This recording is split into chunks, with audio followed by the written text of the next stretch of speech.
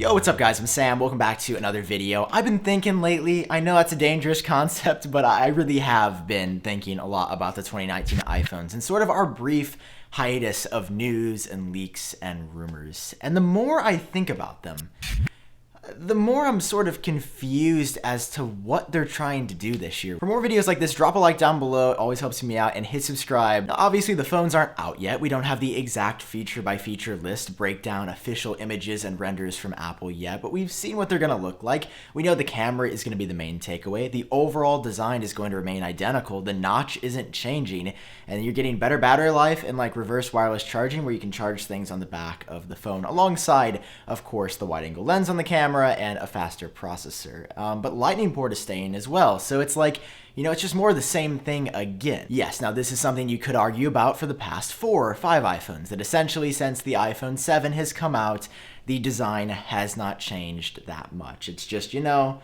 a little Apple logo in the middle, camera in the top left, and, you know, the iPhone signature down at the very bottom. But the screen, I think this year is what's really got me, because if you look at what every other Android manufacturer is doing, so everybody besides Apple, the OnePlus 7 Pro has essentially no notch. The Galaxy series, they have the hole punch design. Everybody started off by copying Apple's notch and then very quickly developed technology to shrink that notch down and do like a pop-out camera or something interesting where you could have more screen real estate without sacrificing the overall experience.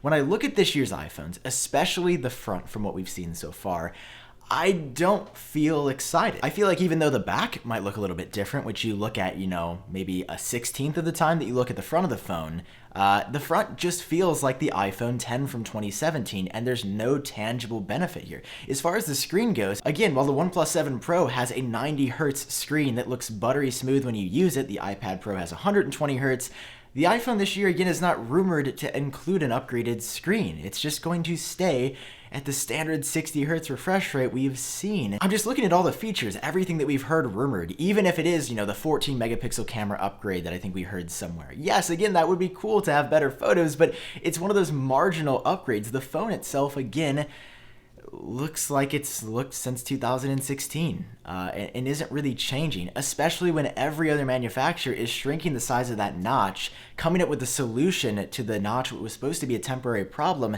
And Apple this year, I mean, the plans are finalized. Nobody is saying that the notch is actually going to end up smaller. We saw some prototypes suggesting that would be the case, but none in recent history that have had any credibility behind them. So I'm asking Apple, when they're looking at the smartphone industry this year, how can you put a phone like this out? If this year's phone had been the 2018 iPhone, we wouldn't be having this conversation. Again, it would have been the second year, you know, the part 2 of 2 upgrade for the iPhone 10. So no major redesign, just sort of the same thing tweaked out. That was the iPhone XS. That's why I sort of let it excuse. I'm like, we just saw the iPhone 10 the year before. We're not asking for a radical change this time around. But now we're going on the 3rd iteration of the iPhone 10, and the fact that it still looks like the iPhone 10 is a little concerning, right? Because everybody else 2 years ago had a different looking phone. They've tweaked the design, they've made the notch smaller, they've come up with different solutions.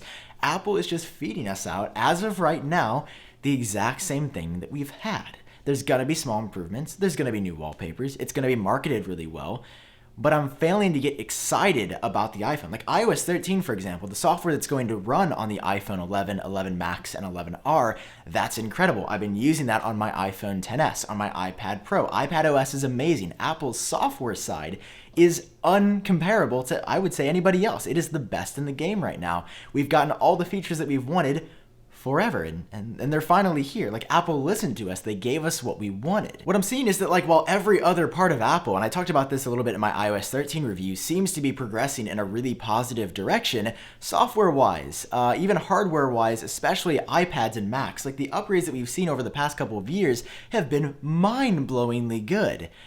And then you look at the iPhone, and it looks like it's looked for the past, well, it's going to be 3 years when this iPhone comes out.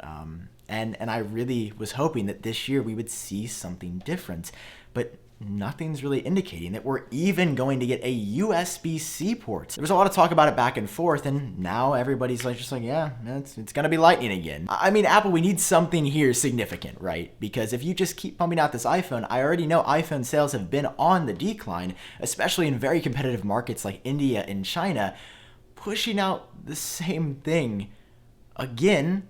Sorry to break it to you, isn't exactly going to work. We need something with not just better form and not just better function, but a better iPhone with function and form together, just like when the iPhone 4 came out. Like, that thing was insane. All glass design, retina display, camera. These were milestone upgrades.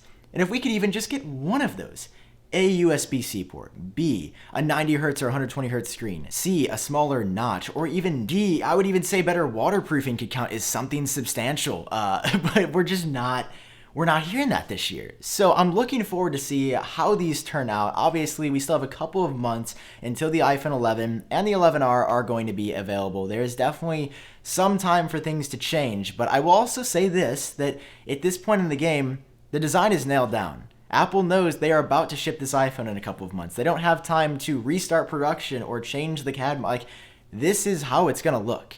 I've seen a lot of people in the tech space who are normally iPhone hype train, can't wait for it. Again, myself very much included, who don't seem to be that impressed, which is a first. And I've picked on that around the space. There's been a little bit more pessimism this year because of what we've seen from the leaks. And that's something that I don't really remember seeing ever in my time here on YouTube. So I want to hear your guys' thoughts about this down below. If you enjoyed this, drop a like down below. Always helps me out. Hit subscribe for more. I've been Sam. Hope you're doing well. Talk to you on my next video.